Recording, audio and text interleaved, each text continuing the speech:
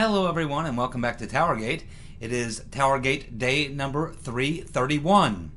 Saturday, February the 3rd, 2018. Thank you so much for tuning in. Of course, this is the weekend edition and it's the day after the memo release. So that's what we're going to talk about today. Now, like most of you, I have a million things running through my mind, way too many things to even be able to get even 10% of all the things that are just flowing through my mind. So I'm not going to do too much elaboration on this video, maybe more tomorrow or the next day.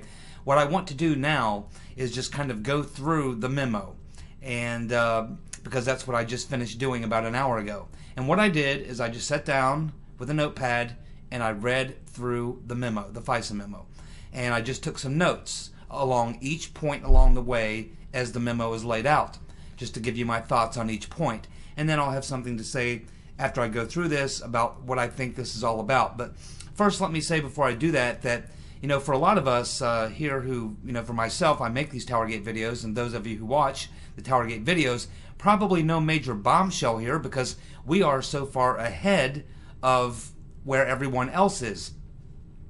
And I don't really know that this was meant to be this great big bombshell, the end all and be all. In fact, I know it wasn't meant to do that. I think the primary purpose of releasing this was just to get this out to the general public and get this out in the conversation, because up until now it's pretty much just people on the political fringe of the left or right talking about it. Most average people who go about their lives don't pay any attention or anything like that. I think that this was intended for them to get this into the public conversation for those people who are not, terribly political or don't pay a lot of attention.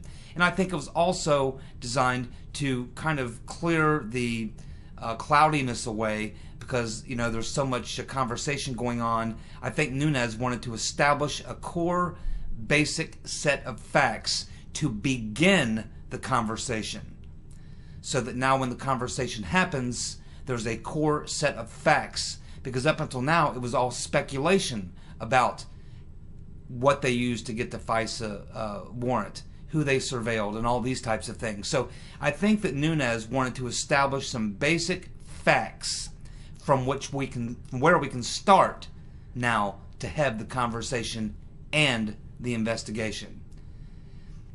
But I'll be honest with you, over the past month and a half or so, I think the biggest revelation, and even bigger than anything that came out in the memo today, is what we learned about a month and a half ago when we got access to that 99-page FISA court document, which told us that the FBI was providing access to third-party contractors to the NSA database so that they could do FISA 702.17 queries. That, to me, is bigger than anything that was in the memo today. The FBI giving access to a third party, which in this case was a political opposition research firm working for one of the political candidates. They were given access to the NSA database and allowed to do FISA queries from November of 2015 until April of 2016. To me, this is a far bigger crime. It's a far more damaging piece of information than anything that came out in the memo. Now, I don't know if it wasn't in this memo because it's not part of the Nunes's jurisdiction. Maybe this is something more along the lines of what Chuck Grassley's committee is looking into on the judiciary side, or maybe Mr. Goodlatte's committee. I don't know. But I would say that still the most damaging thing that we've learned in the last month and a half is this omission from the FISA court 99-page FISA court document. To me, that's the biggest bombshell. What we did today with the memo was all we really did was establish some clear facts and confirm a lot of things that we already believed. Now, there were a couple of new things that we got and some clarification on some things, but overall, like a lot of you, I wasn't blown away by this, because like I say, we're weeks ahead of everyone else in the mainstream media, and even weeks ahead of where this memo was. But let me go ahead and go through this memo for you. the notes that I took as I read through each of the points in the memo. So the first thing I want to point out was one of the, I don't know how far down it was, but I'm just going to go down my list here. But we learned that Nellie Orr's findings were delivered directly to the FBI by her husband, Bruce Orr, and the person he likely was feeding that information to was Peters Benstrokinus, who was the number 2 man at counterintelligence. And her findings were then used in the FISA application. And of course, this was not revealed to the FISA court. So now we've established that fact. We've established that when they took this to the FISA court in the application, they did not disclose that Nellie Orr, the wife of Bruce Orr, number 4 man of counterintelligence at the DOJ NSD, got his information from his wife, who was working for a political opposition research firm, which was being paid by the Clinton campaign. So that's an important detail that we've now established as a fact for future conversation and future investigation. But if you remember, we had a video I did about 3 or 4 weeks ago, where we were trying to figure out the flow, which direction information was flowing. Was Christopher Steele feeding Nellie Orr? Was Nellie Orr feeding Christopher Steele? I mean, we were trying to figure that out. Well, this at least ways establishes for sure one direction that this information was flowing, and was flowing from Nellie Orr to her husband, Bruce Orr, number 4 man at counterintelligence in the DOJ NSD, and then from him to Peters Benstrokinus at the FBI. And then it found its way into the application to get the FISA warrant, but it was not disclosed to the FISA court judges that the information in the application came from Bruce Orr, which came to him from his wife, who was working for the opposition research firm for the Hillary Clinton campaign. So we've established these facts, and this is important. Now, the takeaway from that, the way that should be looked at, is the following, to put it in a perspective. So the Hillary Rotten Clinton campaign was funding opposition research to the FBI. That's really what we're saying here. The Rotten Reverend Clinton campaign was funding opposition research, which was going to the FBI through contracted agents of the campaign, which would be Confusion GPS, and their employee, Nellie Orr. Then the FBI used the Clinton opposition research to supplement their ongoing FISA surveillance on Trump team officials.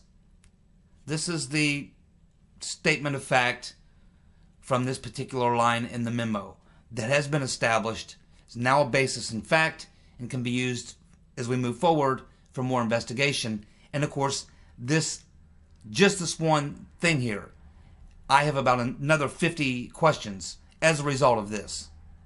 And that's what this is all about. It's not so much to say this is the end-all, be-all. This is to say this is the starting point. This is the beginning. And from here, we now have a lot of questions. A lot of people need to be interviewed. Documents need to be looked at, things and such. So the next thing is that the memo says Christopher Steele compiled the memo on behalf of the Clinton campaign and the Democratic National Committee.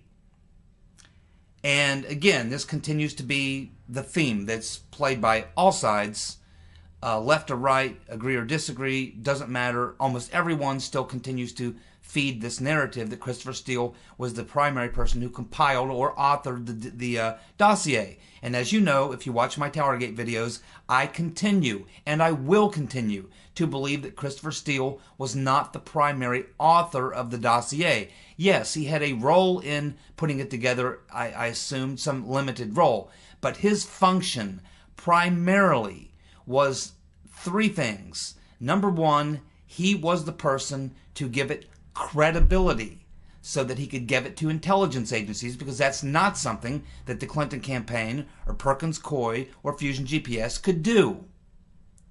They needed someone else with some credibility with the FBI and the intelligence agencies who could give them this information and have them go, oh, well, it's coming from this person, it's got his name on it, therefore it must have credibility. But it also gives anonymity to the Clinton campaign and the opposition research firm that he was working for, because they never disclosed that he was working for an opposition research firm that was being paid by the Clinton team.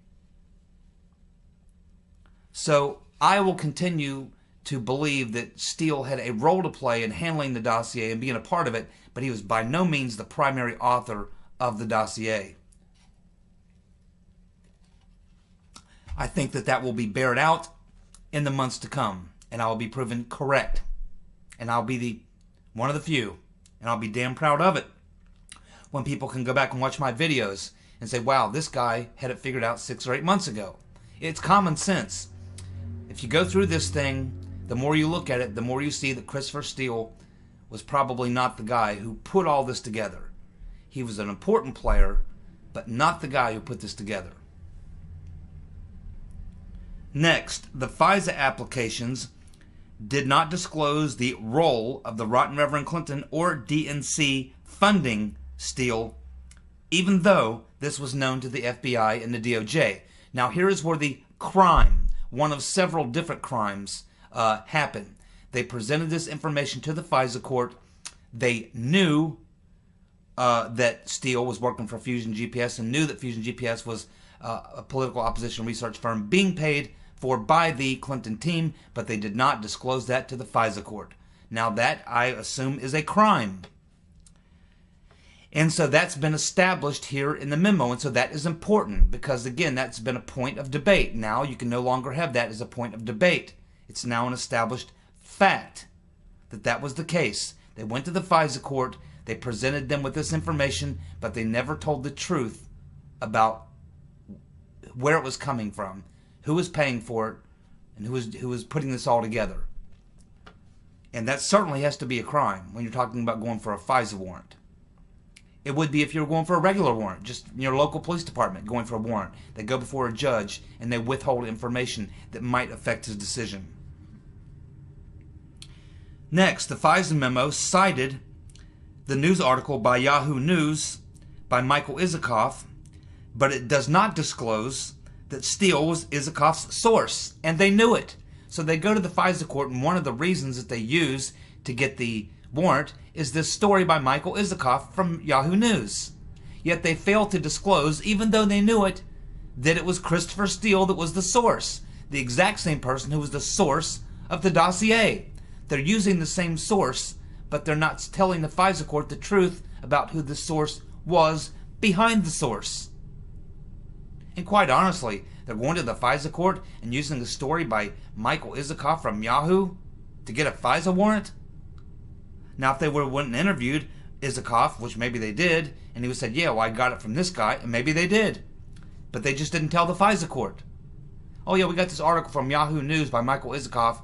He's got some other source that's telling us the same thing. That's more evidence. Yeah, but it's the same source. And they knew it. That's a lie. That's fraud. That's another crime. Steele was terminated as the FBI source because he violated disclosure agreement with the FBI when he spoke to and informed David Korn of Mother Jones. But he was not terminated for violation when he disclosed it to Yahoo and Michael Isikoff. So how does that wash? You see, that doesn't make sense. They say that they got rid of Steele in the FBI's own documents. They say that they quit working with Steele after the second time they met because he went and talked to a journalist. Yet, they go to the FISA court and they use, as part of their application to get the warrant, they use the fact that of the Yahoo article with Michael Isikoff, knowing good and well that Steele was the source. So on one hand, they stopped working with Steele because they saw he went to a journalist. On the other hand, they used the information from Christopher Steele and his going to Yahoo as a source to get the application. They're taking the exact same situation and treating it two completely different ways. One way, they use it to supplement the information in the FISA warrant. The other way that they use it is to say, we're not going to deal with Steele anymore. He's talking to the media. Doesn't make sense. I mean, they kind of contradict themselves. That needs to be cleared up. Again, most of these things that we learn in the memo only raise more questions. More questions. Next, Steele violated the FBI's rule for sources conduct, yet the FBI still used Steele as a reliable source. So here again, piggybacking off the last point, despite the fact that they cut off Steele, and they say, okay, well, we're just not going to deal with Steele anymore. He's talking to the media, stuff like that. And they kind of cut off dealing with him directly, but yet they knowingly continue to use his work to use people around him that he's talking to or feeding, like Bruce Orr or other people. They know it's Steele feeding Bruce Orr. So even though they say that they've cut Steele loose because he violated their agreement as a source, they still continue to use his information. They just do it through third parties. They just change the way they do things. None of this really makes a lot of sense, but, well, it does if you say, okay, well, they weren't expecting to lose the election. They weren't expecting any of this to come under scrutiny. Yeah, if none of this was going to come under scrutiny, they wouldn't really matter if it looked stupid. But now that it is coming under scrutiny, it does look stupid, and it's hard to explain. So this is another point that's worth knowing. And of course, this does answer the question that we had. I think we already knew the answer, but this does confirm what we thought when we learned a year ago, basically almost a year ago, 9 months ago, that Steele got very upset when the FBI quit communicating with him after he met with them the second time. Because after he met with them the second time is when he then went to the States and met with New York, the New York Magazine, the New York Times, the Washington Post, various other papers. And once he did that and the FBI found out, they cut him off. They cut off dealing with him directly. They instead would only get information that he was giving other people indirectly. And of course, we know on October 14th, he gave the Shearer dossier to the FBI.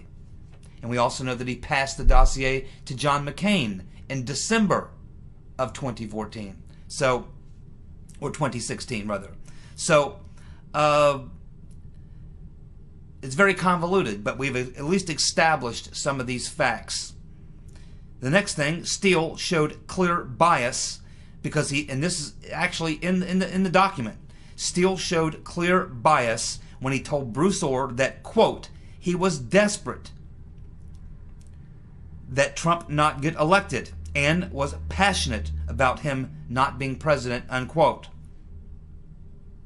Now, this was not reflected in any of the FISA applications. Nowhere in the FISA applications do they tell the judge at the FISA court, of which there were 4, do they tell any of the judges at the FISA court that this man had a conflict of interest, he had a political bias. They never say that their source was politically biased.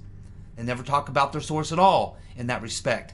But if you were to go to a judge in a regular courtroom and the judge asked the question, do you know if this witness that you have, or this source you have, does he have any biases? Now, we don't know if the FISA court asked that question. We assume they didn't. But you would be obligated as the prosecutor to volunteer this information, to be truthful with the FISA court. That the source that you have, whatever, he may have some political biases. This is something that has to be taken in consideration when they approve or disapprove the FISA warrant. And they knew that, and that's why they didn't bring it up. They knew Steele was a hardcore partisan who despised Donald Trump and stated right to Bruce Orr's face. And Bruce Orr wrote it down, and the FBI wrote it down. And now we have it.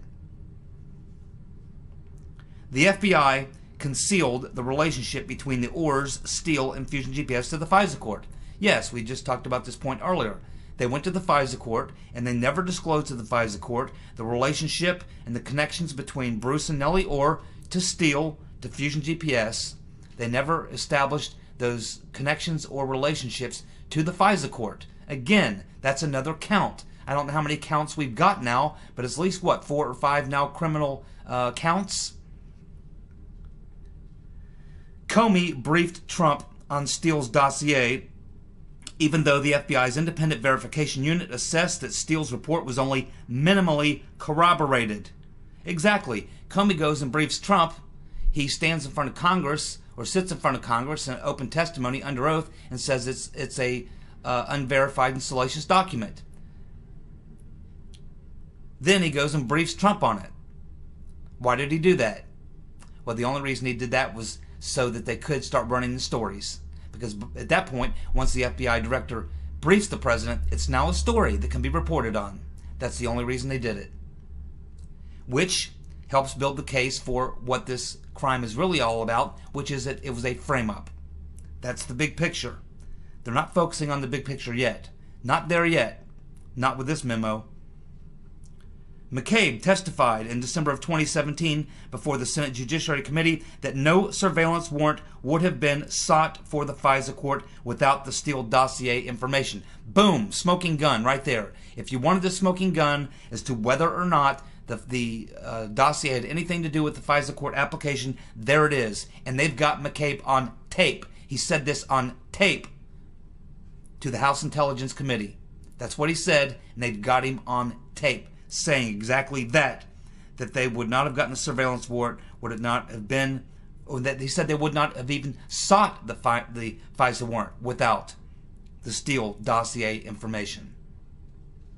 That is a very important piece of information right there. Very important piece. It establishes criminal intent and fraud, an attempt to defraud the FISA court. And they're all involved. This sucks everyone in right here. This one thing sucks them all in. Comey being the major fall guy, it appears right now, along with McCabe. The Carter Page application regarding Papadopoulos, it shows no evidence of cooperation or conspiracy between Page and Papadopoulos, but despite that fact, the Papadopoulos info was then used to open a counterintelligence operation in July 2016 by Peter Benstrokinus. So this comes from the memo that's talking about Papadopoulos, and they can never tie, or never do tie, Carter Page to Papadopoulos, but yet they go on and launch a counterintelligence operation as if they did have some link between the two, or collaboration between the two, or coercion, or conspiracy between the two. But there was never any established, never was there any. The two guys don't even know each other. Yet they launched a counterintelligence operation in July of 2016 based on this relationship that didn't even exist. That is a hard one to explain, and that's one that they will have to explain.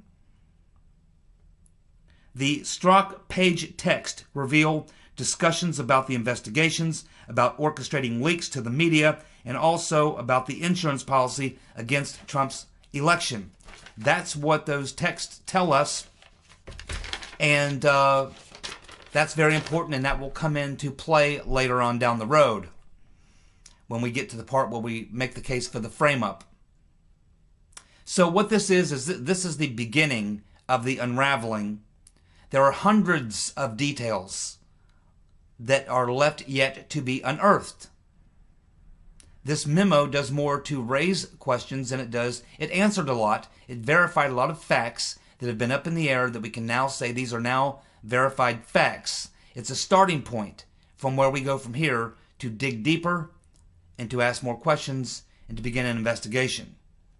There will be more memos. In March, we will get the IG report. We have Mr. Goodlatte and Mr. Grassley, who will also be providing reports or memos. And in fact, I think next week, Grassley is going to put out a memo. There are still many witnesses to be questioned. Documents, texts, waiting to be received, questioned, and vetted. Now, this morning we had Paul Ryan, who came out and said, this doesn't affect the Mueller probe. Huh? If the entire basis of the Mueller probe was the fake Russia story, then that should be the end of the Mueller probe, but not according to Paul Ryan. Then we have Sessions out there on the very day that they're releasing the memo, giving a speech with Rod Rosenstein sitting right 10 feet to his left, and he praises Rosenstein, says how wonderful he is and how lucky we are at the Justice Department to have a man like Rosenstein representing us in the Justice Department. If you didn't think Sessions was completely nuts, out of his mind, or completely out of touch with reality, if there was any question about Sessions before, there certainly can be none now. That was absolutely disgusting. I couldn't believe it until I actually watched the video for myself. Again, they said nothing about the 99-page FISA report in the FISA memo that showed the FBI giving access to third parties to access NSA database. The most damaging information and the biggest crimes have yet to be proven. And I should also note that there were 4 different FISA judges who were lied to, and the individuals who signed about 7 different FISA warrants, it appears, were Comey, Yates, Rosenstein, and McCabe. Those are the primary signees of these FISA applications, and they will all be going to jail.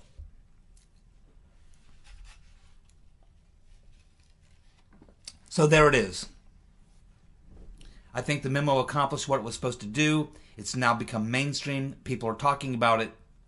It's also forced the opposition into having to defend it, and their defense is 2 things. Number 1, attack the messenger and destroy them. That would be Nunes and the Republicans and all of us. And number 2, that this is just Republican talking points. It's all partisan. We haven't seen the actual evidence, the actual intelligence, or the footnotes or anything else. So how do we even know they're not just concocting the story? That's very good. They're playing into Nunes' hands, because now what they're saying is we need to see the evidence behind the memo. Well, that's exactly what Nunes wanted them to say, because that's what they've been doing for the last couple of weeks, is putting together that information. It too will be declassified, and then we'll get the documents that and the footnotes and the intelligence that backs what the memo said. And keep another thing in mind.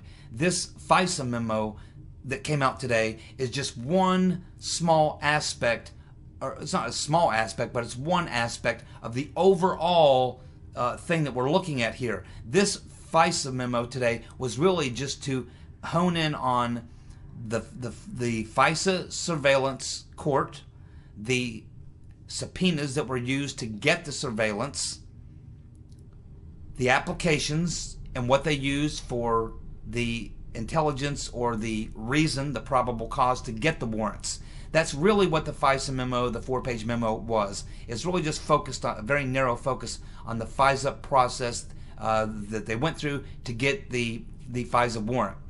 It doesn't have anything to do with all the unmasking, whether or not that was legal or not. It has nothing to do with the much larger picture, which is still in play. So again, this is the tip of the iceberg. There's much, much more that needs to come forward. This is just the beginning. It's not the end of anything. It's just the very beginning. And it was a good beginning. But again, I wasn't blown away by it, and I'm sure most of you weren't either, because we're so far ahead of everyone else. So anyway, that's my thoughts on the FISA memo. I'm sure most of you have read it and got your own thoughts about it by now. I'll look forward to reading in the comments section to hear what you guys think. But at this point, I just see this as a starting point. And I think that if it were me and I were really trying to press a point that should shock the American people, I would really be trying to get people to take a look at that 99-page FISA court document. And if I'm Nunes, I would try to get the unredacted version of that. If he can get the unredacted version of that and get that published and release that, that would be a bigger bombshell than this 4-page memo. I really believe that. But keep in mind, the larger crime here, the crime here was not what happened at the surveillance court. That was a series of crimes that occurred in order to accomplish the larger crime.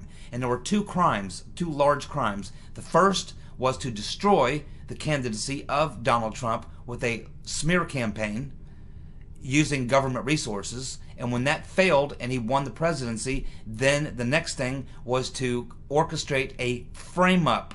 And we can see it's a clear frame-up. Clearly.